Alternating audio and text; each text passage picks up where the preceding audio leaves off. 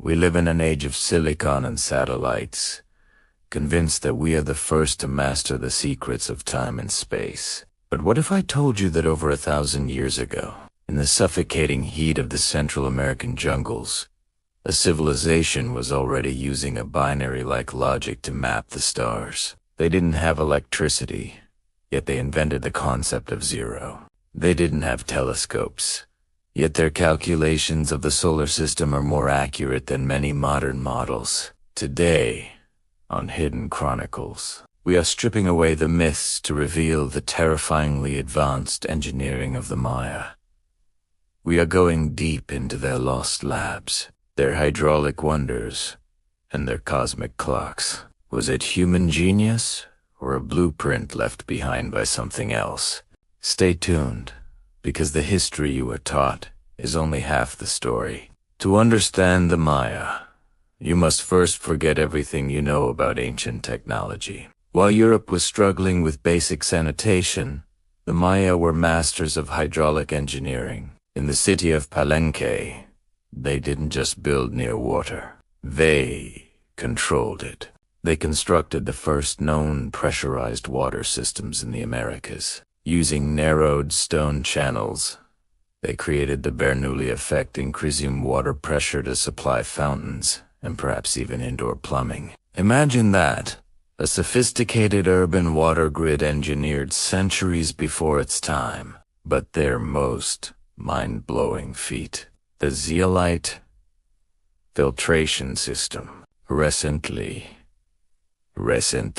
archaeologists found that the Maya imported zeolite, a volcanic mineral, from miles away to create sophisticated water filters. This mineral is the exact same material we use in modern high-end water purifiers to remove heavy metals and bacteria. How did they identify a microscopic mineral's purifying properties without a microscope?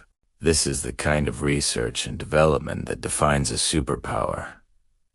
They weren't just surviving in the jungle, they were thriving by engineering it to their will. The Maya didn't just build temples, they built stone hardware designed to track the heartbeat of the universe. Take the Caracal Observatory in Chichen Itza. It's not just a beautiful structure, it's a precision instrument. Its windows are perfectly aligned with the northern and southern extremes of Venus, a planet they obsessed over. This leads us to the Venus table, found in the Dresden Codex, one of their few surviving books. In it, there are tables calculating the 584-day cycle of Venus. Their margin of error, only 2 hours every 500 years. To achieve this, you don't just need a calendar. You need a mathematical algorithm. They viewed time not as a line, but as a series of interlocking gears, much like a mechanical watch or a computer program.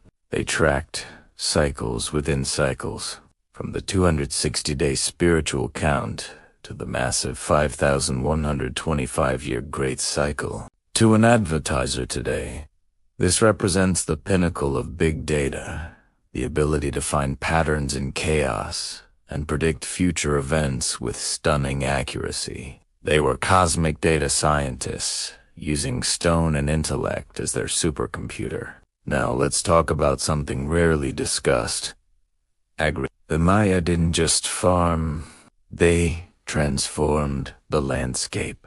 They created chinampas, or floating gardens, and vast networks of bajos-raised fields that prevented flooding while maximizing crop yield. But more impressively, look at maize, or corn. Scientists believe that ancient Mesoamericans took a wild grass called teosinte, barely edible kernels, and through centuries of selective breeding and biohacking, turned it into the large, nutritious corn we eat today. This was a long-term genetic project that fed millions in a rainforest environment that usually kills large-scale agriculture. They turned a hostile jungle into a self-sustaining smart city.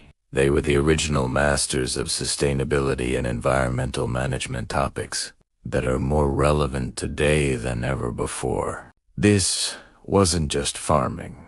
It was a carefully managed ecological engine, designed for long-term survival and prosperity. B. 900 AD. The program crashed. The great cities of the southern lowlands were abandoned. For decades, we blamed drought or warfare. But recent LiDAR technology, which uses lasers to see through the jungle, Canopy has revealed that their population was much larger than we ever imagined, perhaps up to 20 million people. If they were so many, and so smart, why did they leave? Some theories suggest a social firewall, breach, catastrophic loss of faith in their priest-kings, who were supposed to mediate with the gods. Others suggest something far more radical. They reached a kind of technological singularity where they no longer needed physical cities. They left their temples as monuments to a philosophy we are perhaps too modern to understand. They didn't just collapse. Perhaps they shifted their mode of existence, leaving behind the physical world they had so perfectly mastered. The Maya remind us that progress isn't a straight line. It's a circle. They reach the summit of science and then return to the earth. Their legacy isn't just ruins. It's a warning about the fragility of greatness and a testament to innovation, resilience, and precision. For us, our viewers, they are a reminder that the most advanced technology might not be in your pocket, might be buried under the vines of history, waiting to be read. So, here is the question for the Hidden Chronicles community. If the Maya could predict the movements of the stars for thousands of years without a single computer, what are we missing today, despite all our screens? Did they leave because they failed? Or did they leave because they finally decoded the final secret of the universe and realized it was time to move on? Drop your theories in the comments below.